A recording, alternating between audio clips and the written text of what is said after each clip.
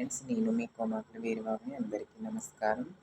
విదుర్నీతుల్లో 146వ point. త్యాగధనులు మాత్రమే చిరంజీవులవుతారు. తనకున్నది ఏ ఆస్తి ఒక్క రూపాయి కూడా ఉంచుకోకుండా సర్వం దైవానికి లేదా మనుషులకి, ప్రజలకు ఉపయోగించి అర్పించినవాడు చిరంజీవిగా నిలుస్తాడు. తనకున్నవన్నీ వదులుకుంటాడు, ఏమీ ఉంచుకోడు తన కొరకు. అతను మాత్రమే చిరంజీవిగా పేరు పొందుతాడు ఈ లోకంలో. 147. చెడు కాలంలో అమృతం కూడా విషంలా తోస్తుంది. మనకి చెడు కాలం దాపరిస్తే అమృతం కూడా విషంలా కనిపిస్తుంది. తర్వాత పాయింట్. రోగం వచ్చినప్పుడు వైద్యుని సంప్రదిస్తాం. అలాగే సమస్య కలిగినప్పుడు జ్ఞానవంతుడి సలహాను స్వీకరించి మనం సమస్యను పరిష్కరించుకోవాలి. అలాగే తర్వాత పాయింట్. ఏ ధర్మమైనా చెప్పేది ముందు సత్యవ్రతం, సత్యంగా ఉండమంటారు, సత్యం మాట్లాడమంటారు.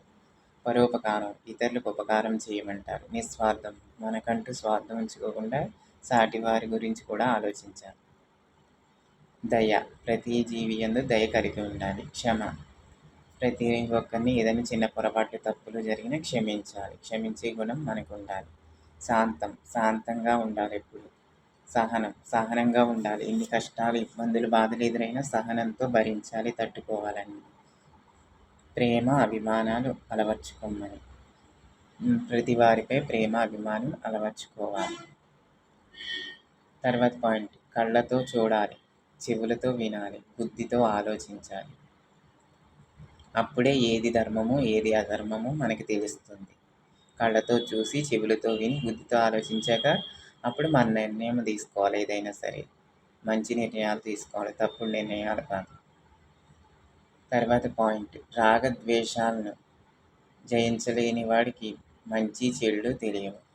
బాగా అనురాగం, అసూయ, ద్వేషాలు ఇలాగా వీటికి బానిస అయిపోయిన వాడికి, లొంగిపోయిన వాడికి వాటిని జయించలేక వాడికి మంచి ఏదో చెడు ఏదో కూడా తెలియదు, వాటికి లొంగిపో. అలాగే చెడ్డవాడిని ఆశ్రయించిన వారు కూడా నాశనం అవుతారు. చెడ్డవాడిని ఆశ్రయిస్తే నాశనం తప్పదు. కాబట్టి మంచివానిగా, హితుడిగా నటించడానికి ప్రయత్నిస్తాడు. మోసం చేసేవాడు మంచివాడిగా, హితుడిగా, మనకేదో మేలు చేసేవాడిలాగా నటించడానికి ప్రయత్నిస్తాడు. కాబట్టి మనం జాగ్రత్తగా గుర్తించి, గమనించి ఎవరు ఎలాంటి వాళ్ళో తెలుసుకోవాలి. ఓకే ఫ్రెండ్స్, ఈ పాయింట్ నచ్చితే లైక్ చేయండి, షేర్ చేయండి, కామెంట్ చేయండి, సబ్స్క్రైబ్.